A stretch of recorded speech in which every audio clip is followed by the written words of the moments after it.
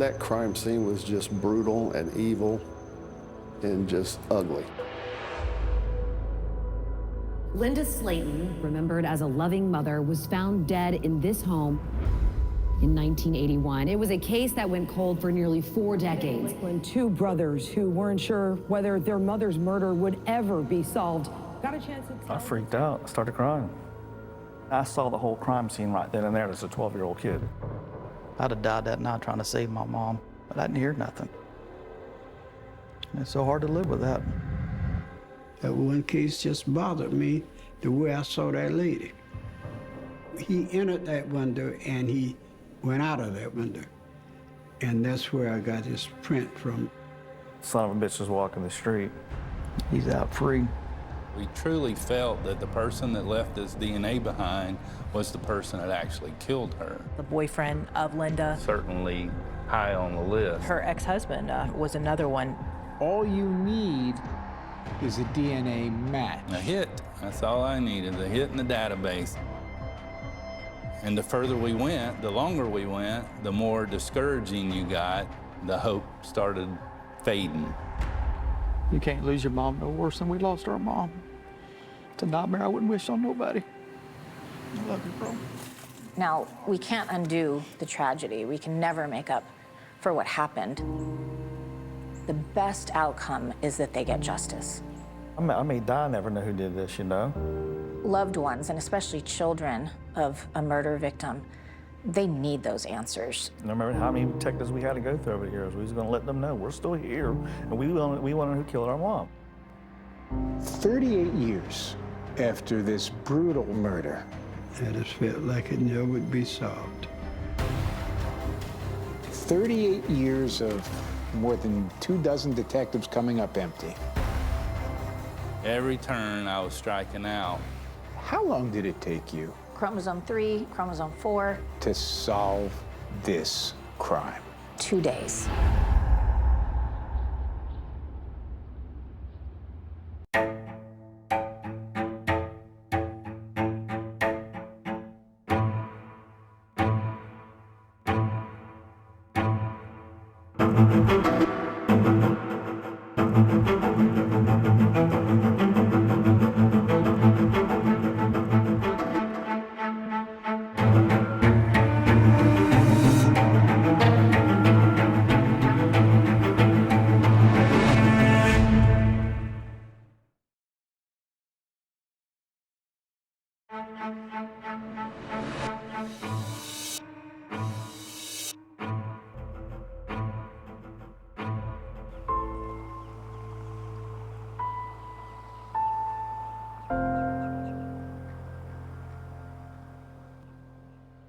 On the morning of September 4th, 1981, you're going to walk 3 doors down and have a cup of coffee with your sister. Right. When Judy Butler knocked on her older sister's front door, Linda Slaten never answered. At the time, the sisters both lived in this Lakeland apartment complex. So you started to walk back to your place, and what happened? And I turn and I see that the screen is out of the window. Linda's bedroom window was wide open. Judy walked over and looked inside. And my vision comes across her. Where was she? She was laying, instead of up and down on the bed, she was laying crossways. And at first I thought maybe she was asleep. And then I just started screaming. When police arrived, they found the partially nude body of Linda Slaten, 31, with a wire coat hanger wrapped around her neck. The killer had entered her bedroom through the open window. The crackle of police radios inside the small 2-bedroom apartment woke up Linda's 15-year-old son, Jeff, sleeping on a cot in the living room. I asked him, what is going on? He said, police officers, put on some clothes and go outside. And he made sure I went out the front door. And when I went out there, it looked like every cop in the state of Florida, news crews, and my Aunt Judy was out there crying. And she told me my mom had been murdered. And I just couldn't believe it. In the apartment's 2nd bedroom, another officer woke up Linda's younger son, Tim. then 12 years old. He goes, you need to wake up and go outside with your brother.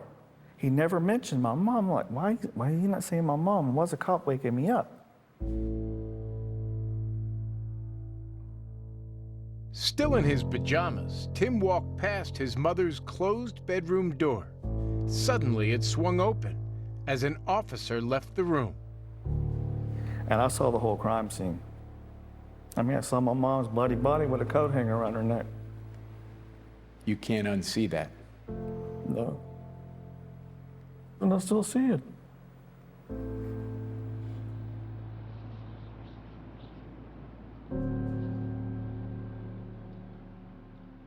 In 1974, Linda Slaten was a 24-year-old single mom, finally free. She had just divorced Jeff and Tim's abusive father, Frank Slaten, after 9 volatile years of marriage. He was a violent alcoholic, to be honest with you. Yes. Did he hit your mom? Oh, yeah. In the years that followed, nothing was easy for the young family. Linda struggled for work, made her own clothes to save money, and couldn't afford a car. If you couldn't get a ride to practice, who would take you? Coach come pick us up. That's Coach Joe, as the kids called him. He often drove Tim and some other boys to and from football practice. On the last full day of her life, Linda and Jeff argued. Tensions had been rising with her teenage son. I remember coming home, there wasn't nothing to eat in the house. But you know how it is when you're a 15, 16-year-old kid, you're mouthy, and I got mad and I went out the door and got on my bicycle and rode 11 or 12 miles to the north side of town to go to Grandma and Grandpa's house to get something to eat. At 8:30 that night, Tim came home from football practice. The coach brought me home. Around 9, Linda took Tim to a party next door to play cards. Grandma and Grandpa brought me home about, I think it was around 9 or 9:30 or so. Linda and Tim came home about 11. By midnight, Jeff made up with his mom, he says, and still remembers their final moment together. She was washing the dishes and stuff when she went to go to her bedroom. I said, I love you, Mom. I'll see you tomorrow, you know.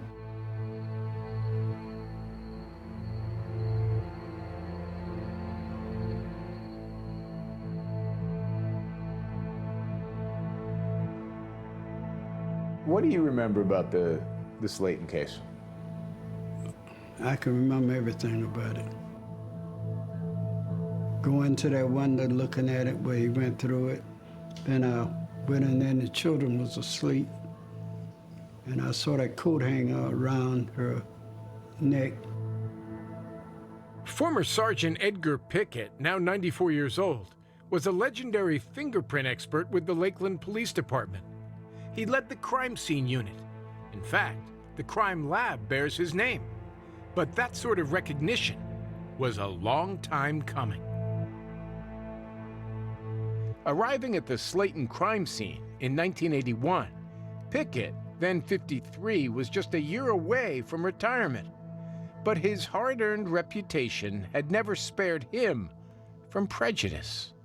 So you pull up at the scene, and another detective says what to you? That a black man don't have any business looking at a naked white woman. Even though she was a homicide victim. That's correct. Sergeant Pickett believed Linda Slaten had been strangled with a coat hanger from her own closet. He dusted most of the bedroom for fingerprints, even the floor. And then I got that print off of that window sill. It was a palm print, wasn't a fingerprint. You got the most important print there is. I knew it. The evidence Pickett uncovered would play a crucial role decades later, especially the palm print. I really had never seen anybody in the shape that that lady was in. And I've seen a lot of people killed. An autopsy later confirmed what he already knew. Linda Slaten had been sexually assaulted and strangled to death. Swabs taken and preserved in a rape kit revealed semen. That morning, Pickett says, his thoughts kept returning to Linda Slaten's boys. I had children too. And I really wanted to clear that case. I did. You guys are standing on the spot where your life changed. Yes, right. When I stopped being a kid was right there. You were 15. 15. You really felt like this was the end of your childhood right here? Yes, sir. I think exactly what it is when my Aunt Judy told my mom been murdered. Emerging through the terror and tears that September morning 41 years ago, the questions kept coming. Why? Who? Who could have done such an evil thing?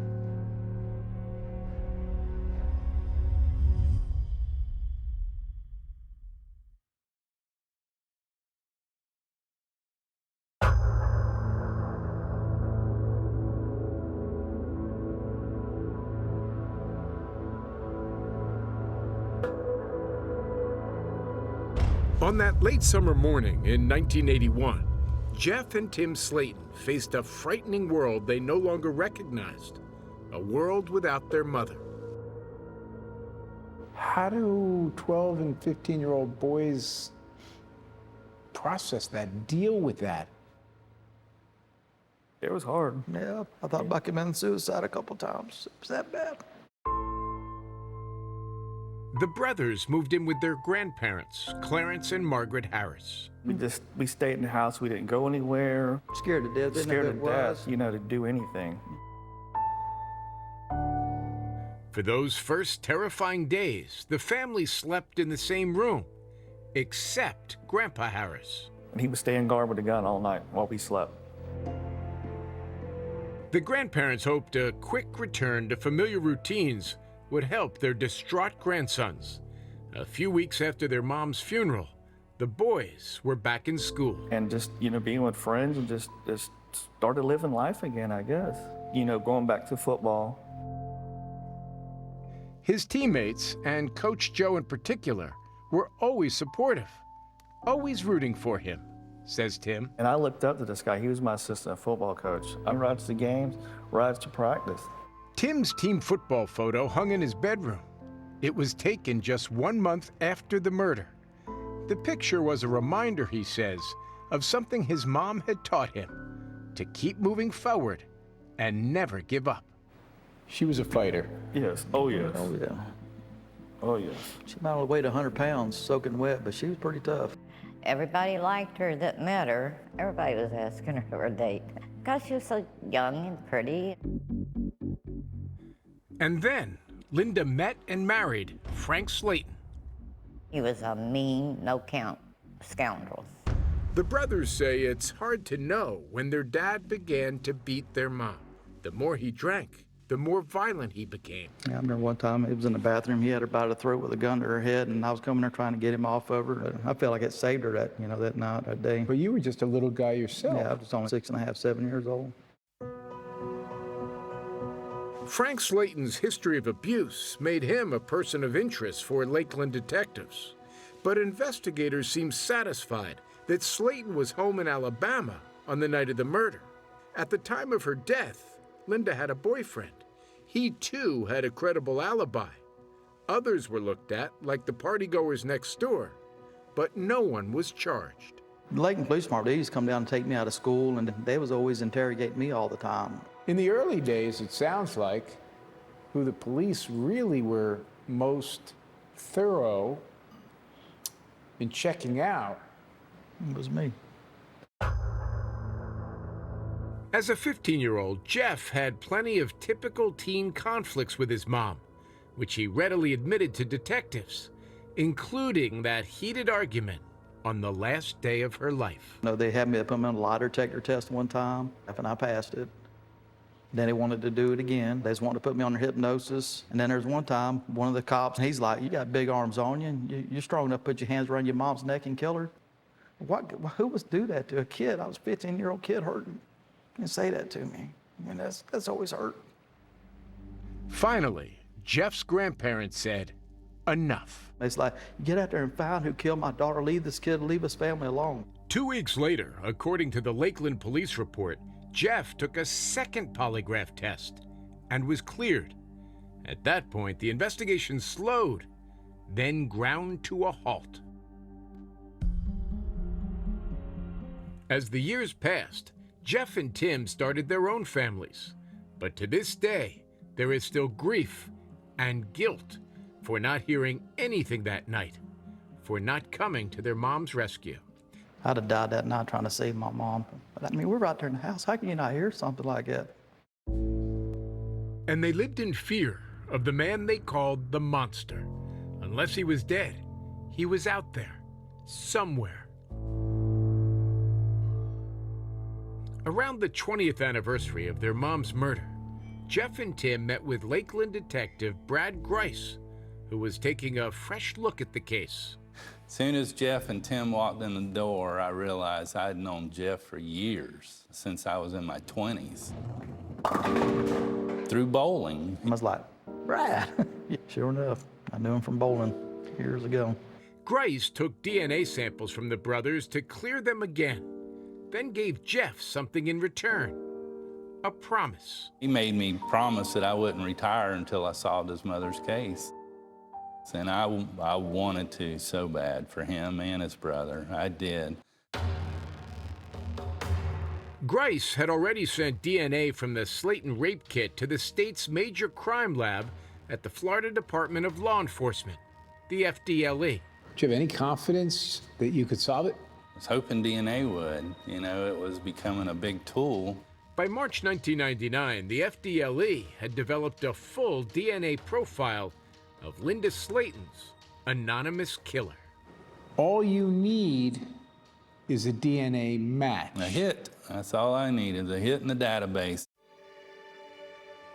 Detective Grice took dozens of DNA samples from prior persons of interest, submitting them to the FDLE for comparison. We were trying everything. Even the brothers' father, Frank Slaten, who had stopped drinking, volunteered a sample. None matched. Then in September 2001, Grice got a tip.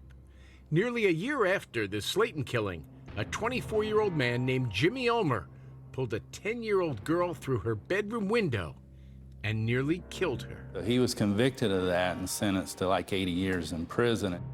The savage assault seemed eerily similar to the Slaten case, and Detective Grice discovered that, around the time of Linda Slaten's murder, Jimmy Ulmer had been staying with a friend who happened to live in the very same apartment complex as Slaten. Hang on. Jimmy Ulmer was staying in an apartment right across the way from the Slatens? Yes. You must have felt like that's our guy. I felt very strong. I did.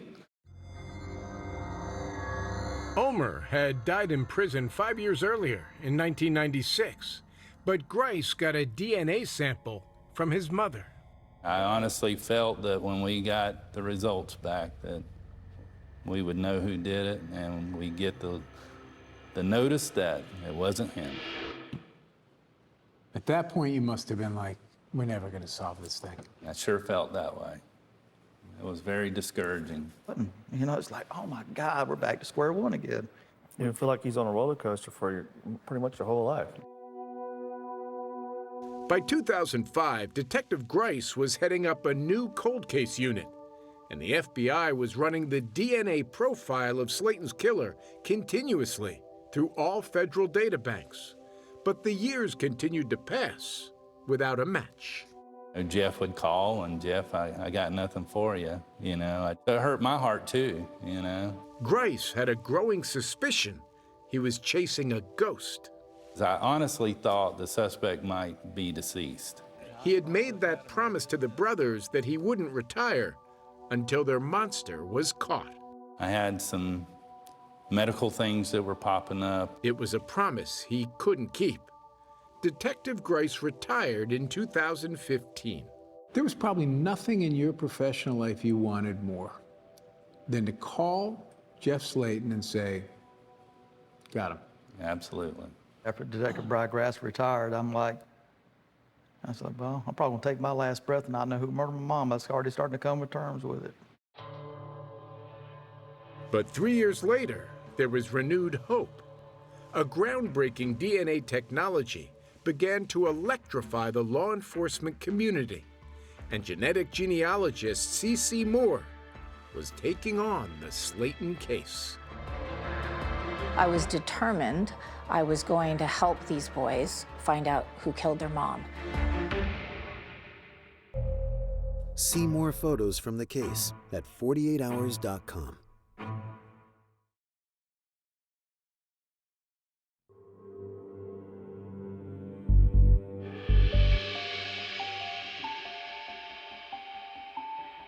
C.C. Moore is a renowned expert in the field of investigative genetic genealogy. If you have that DNA, there is no reason you cannot solve that mystery, whatever that mystery is.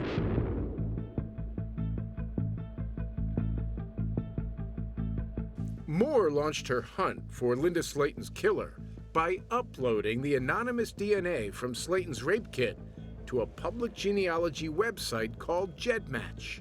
She then meticulously constructed, branch by branch, his genetic family tree. I built the family trees of those people who share DNA with him, and then I identify common ancestors between those people. She made those connections by poring over birth certificates, marriage licenses, obituaries, and social media to fill in the family tree with names. It sounds like basically you're putting together a giant jigsaw puzzle. Yes. My work is constantly putting together puzzles, piece by piece by piece. These matches all share DNA with each other, so they're my first genetic network. C.C. Moore uncovered 3 genetic networks, branches of the killer's family tree that ultimately narrowed to the one person most likely responsible for the murder of Linda Slaten. Fortunately, those 3 genetic networks converged into one family tree that pointed at one immediate family, and he was the only son in that family. And we knew the killer was a male, so it had to be him that was the DNA contributor.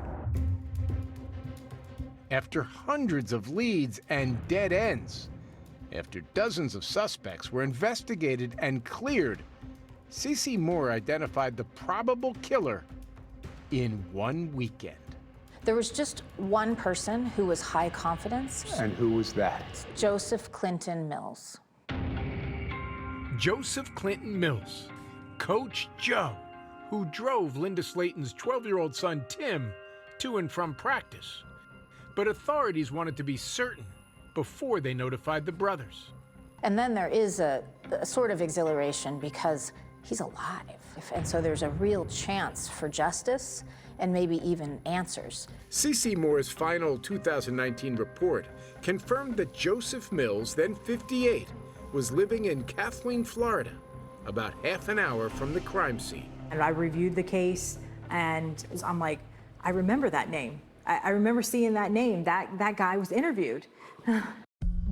Detectives Tammy Hathcock and Russell Hurley were the next generation of Lakeland investigators leading the Slaten cold case.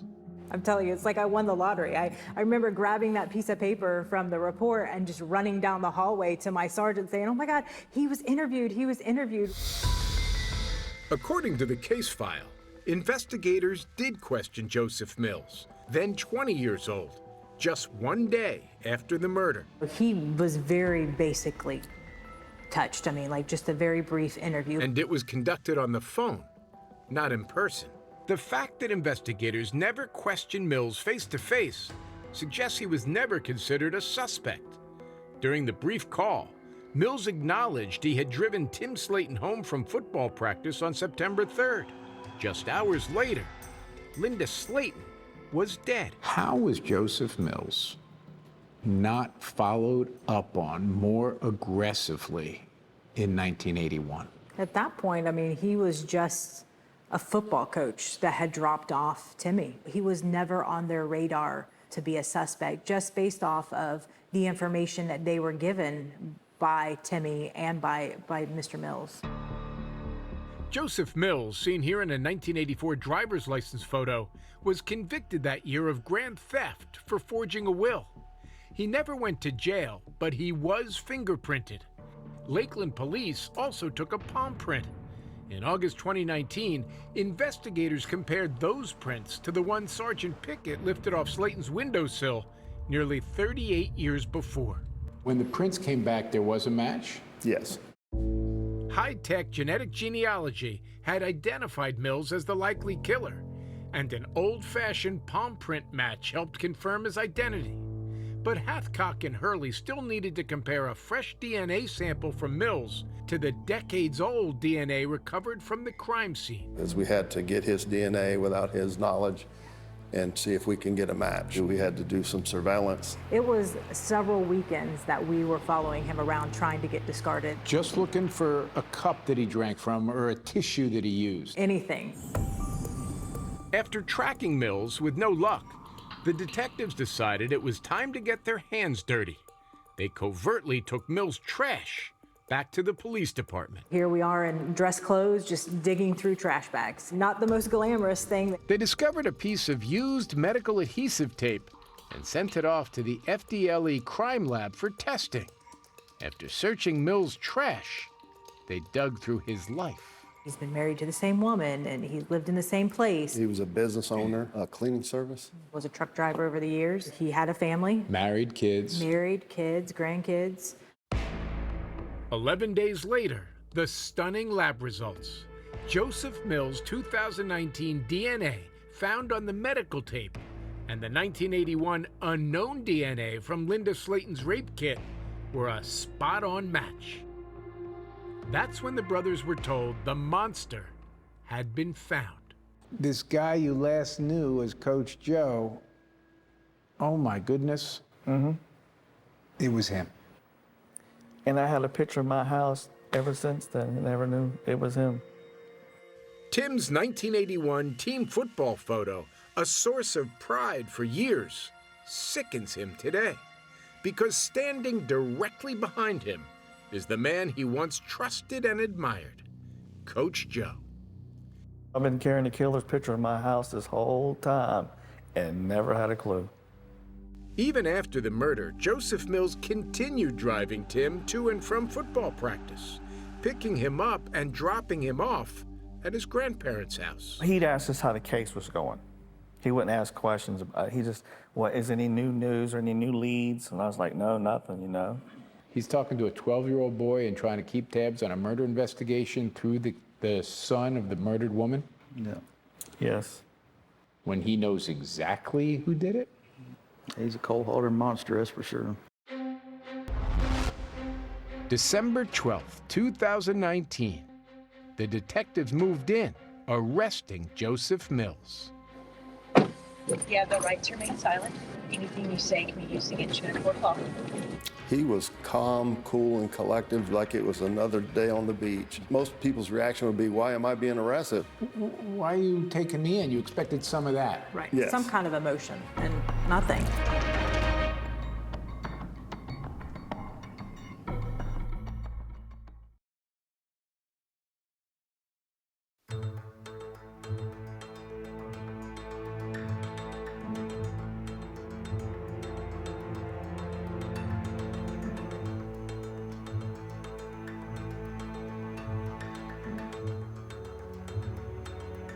It's been 38 years, and I'm sure you go to bed every night thinking about this.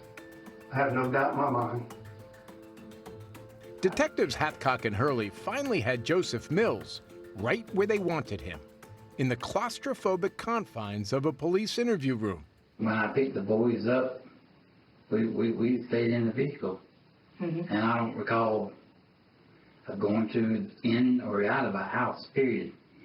There's no way that is the truth. I mean, he's saying he's never been in there. We got him. What we have tells us a different story, okay? You were in that apartment. Ratcheting up the pressure, the detectives told Mills they had overwhelming evidence, placing him inside Linda Slaten's bedroom. Your fingerprints matches you, the DNA matches you. That's when Mills' story began to change. And then how did you end up going through her window?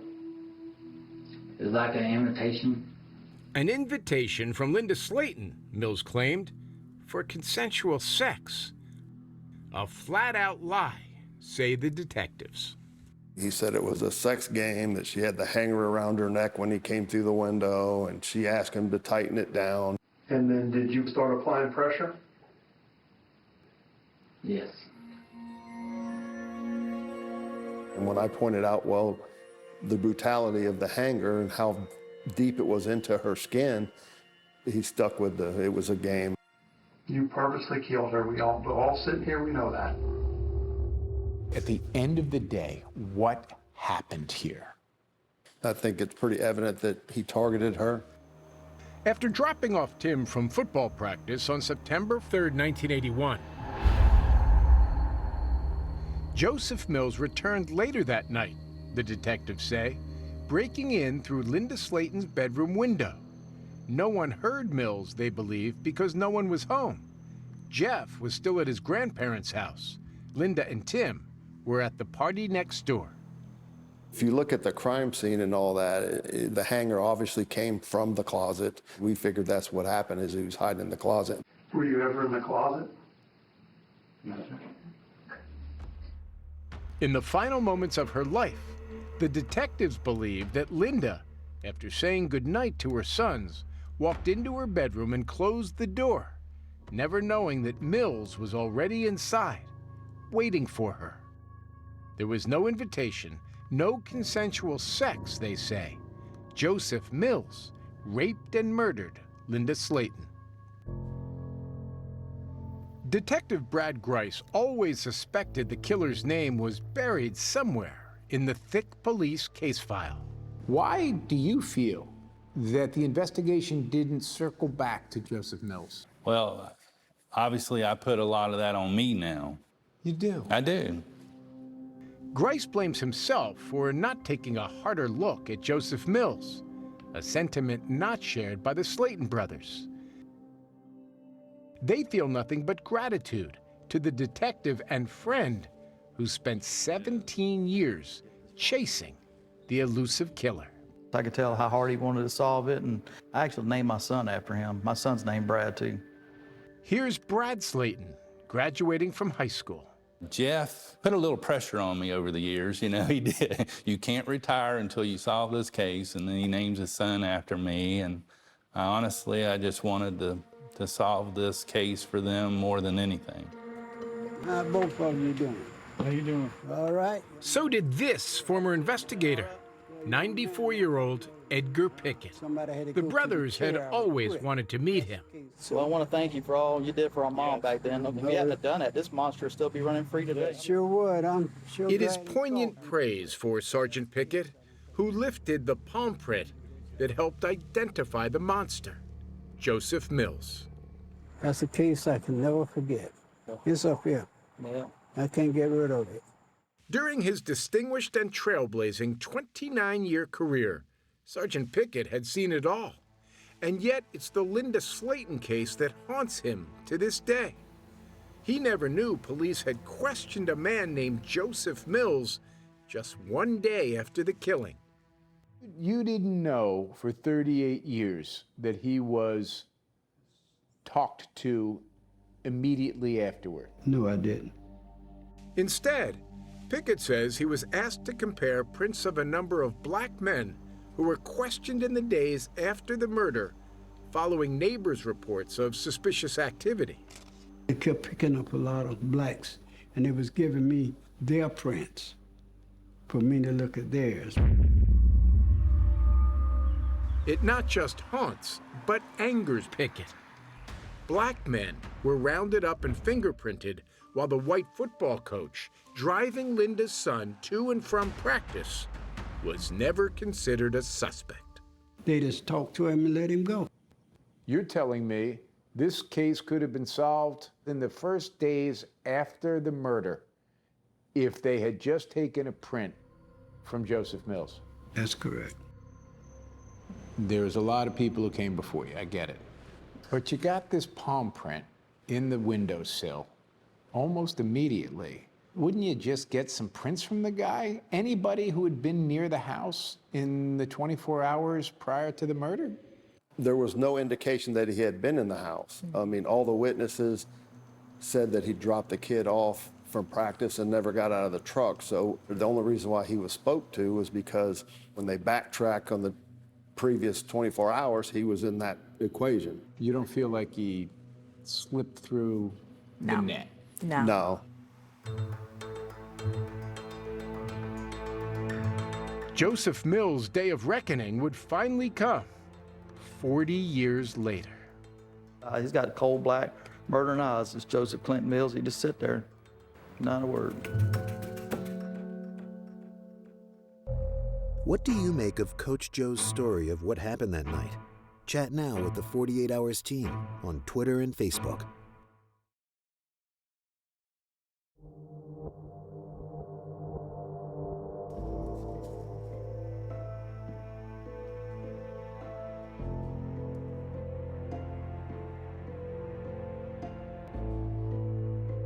Our mom was a good person.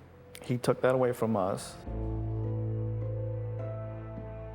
To avoid a trial and a possible death sentence, Joseph Mills pleaded guilty to all charges, including first-degree murder, sexual battery, and burglary. At his sentencing, what Linda Slaten's family wanted most was the answer to one question.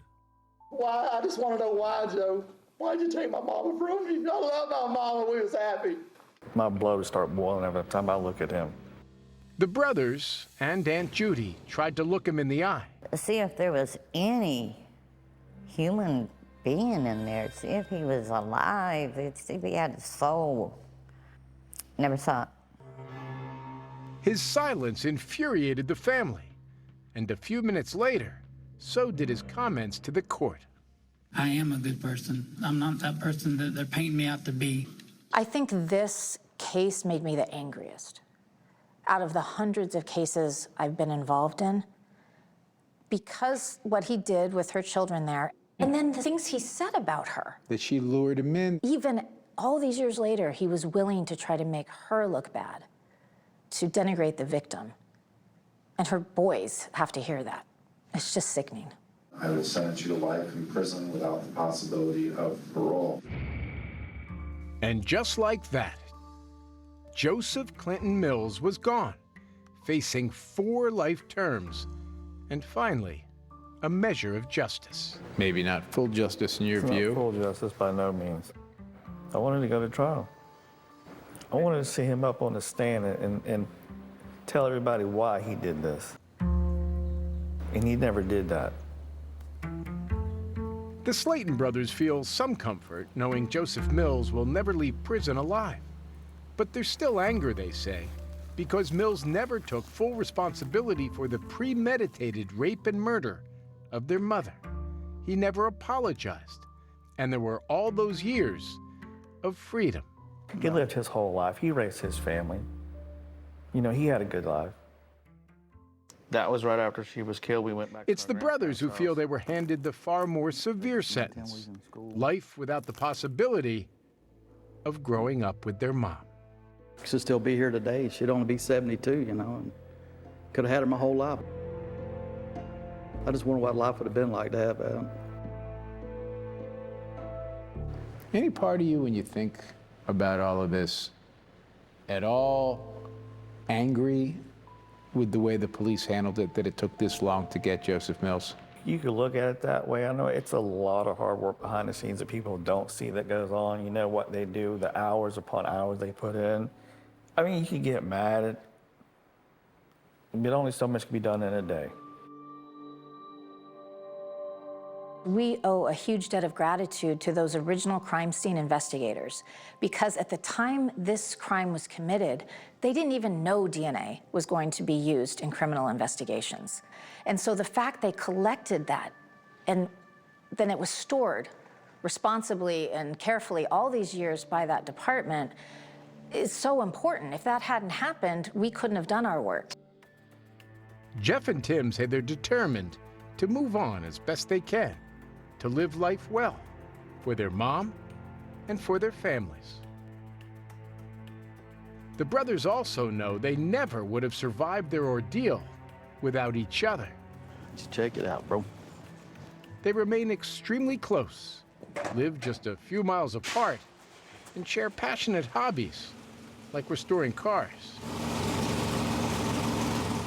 You give the credit for living this life to the spirit of your mom. Yes, most definitely.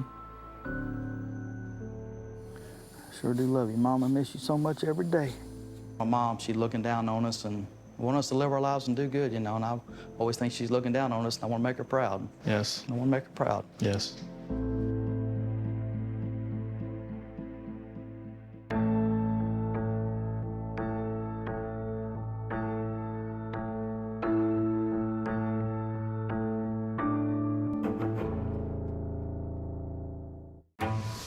These trees that are all around us here played a role in solving a murder? Absolutely. A young mother dead. Will DNA from a tree found on a suspect's boots help catch her killer? 48 Hours, Saturday on CBS and streaming on Paramount Plus.